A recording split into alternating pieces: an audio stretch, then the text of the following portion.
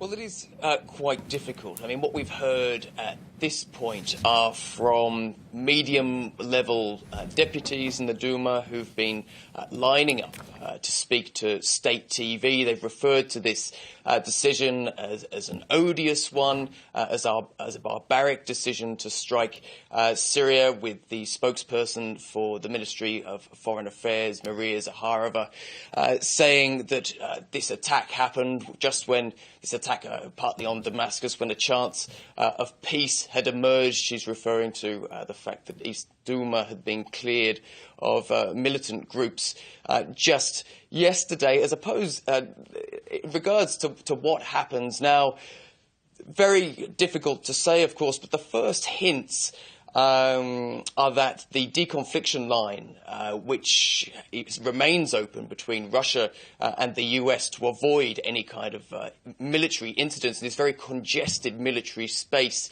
in Syria, appears to be working. That wasn't confirmed. The fact that line is being used was confirmed by the Kremlin the other day, a local paper referring to sources within the Russian military saying that there are ongoing discussions up until yesterday about these strikes from the US, talking to Russia about, because of course the most perhaps important thing from the Russian point of view and from the point of view of what's going to happen next is whether Russian military, Russian personnel are going to be caught up in these strikes. Of course, if they are in any way injured, or if Russian equipment even is harmed, is destroyed, then that really could provoke a spiral that the Russian military, of course, has planned for, it's readied for, even if it's not saying it officially. Again, local sources saying that the Russian military has worked out a number of different levels of response depending on where the US, France, and the UK strike, and what the damage is. And the Pentagon saying they tried to take actions to avoid any loss of life on the Russian side for civilians as well, and to not come into direct conflict with Russia. But the Russian ambassador to the U.S. saying those words, this would not be without consequences.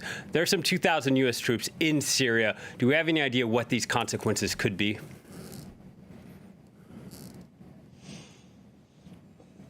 It really depends on the scenario. I mean, if in a worst-case scenario it turns out that Russians have been injured, have been incidentally injured. Of course, we're hearing that that they haven't been targeted. That these are strikes purely on areas that were reportedly producing chemical weapons, chemical substances.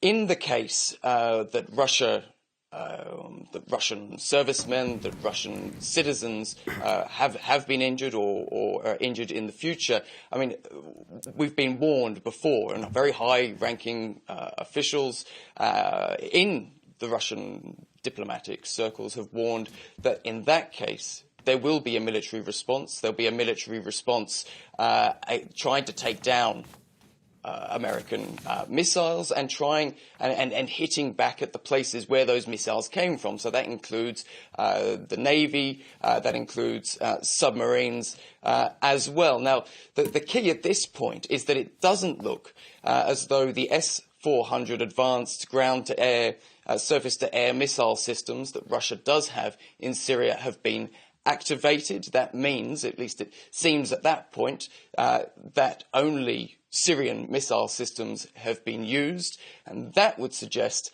that the Russians were well aware of the targets that US missiles were targeting, that communication is ongoing, that Russia was well aware of those targets and has responded accordingly by not taking down US missiles or responding at this point militarily.